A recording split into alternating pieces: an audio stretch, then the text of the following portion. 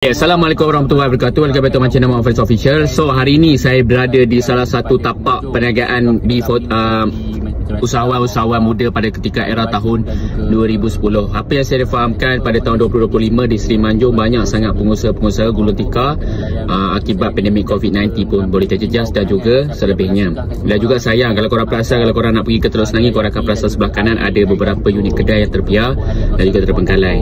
Pengusaha adalah majoriti bumi putera Melayu, tapi malahan sudah ditutup sepenuhnya. Apapun let's go, kita tengok macam mana keadaan sedih melihat usahawan Melayu yang terpaksa gulung tikar akibat kekurangan pelanggan dan juga mereka-mereka yang terpaksa untuk menutup perniagaan mereka, bisnes mereka, jadi akan jadi terbengkalai seperti ini. Apapun let's go. Jadi itulah, kalau korang tengok keadaan jalan pun sangat sedih. Keadaan rumput pada naik, korang tengok ni, dia berkakar dah.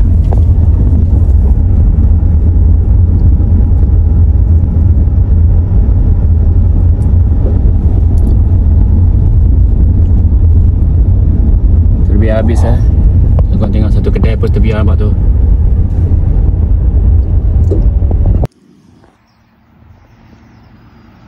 Agak mencabar sikit, jadi ikut tepi, tapi kedalaman dia boleh tahan lah. Okay.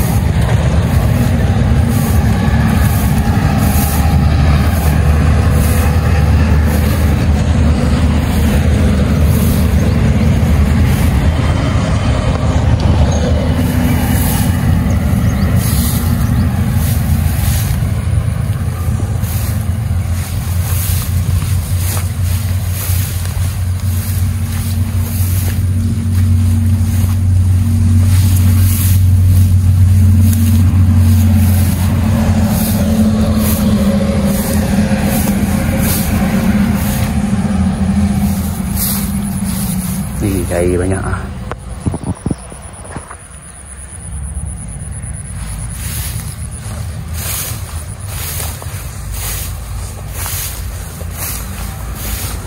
Okay, inilah keadaan di mana banyak kedai ditutup. Okay, kalau korang nampak, kita terpaksa ikut tepi sebab dia basah.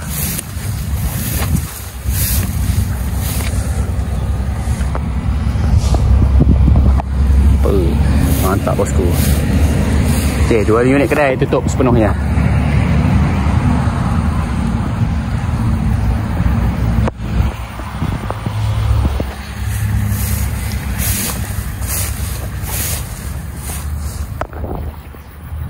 Okay, kita masuk dia punya lecak dia, tak boleh nak bincang. Kau tengok tutup. Apa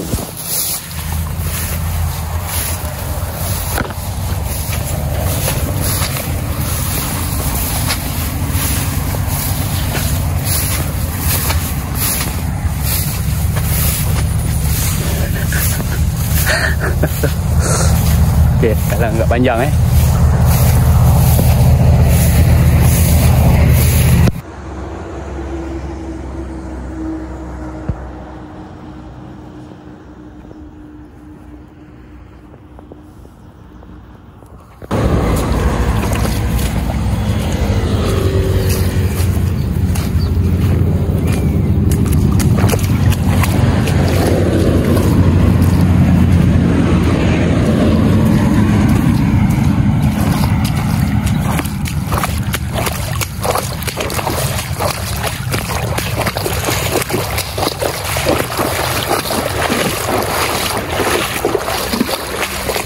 tutup. Saya nak bagi tahu beberapa statement ini adalah salah satu projek yang orang kata yang agak merugikan. Kalau korang perasan, kedai ditutup akibat kerugian, tak ada apa-apa pengusaha boleh dapat hidup untuk berniaga. Satu, nombor dua, jalan korang tengok tutup Okay, sampai sini dia akan pecah dan sampai ke sana. So dah tak ada jalan dah So mereka biar macam ni saja. Kat kawasan mana korang tengok kat hati-hati MB, korang tahu kat mana. Jalan menghala ke Teluk Senangin.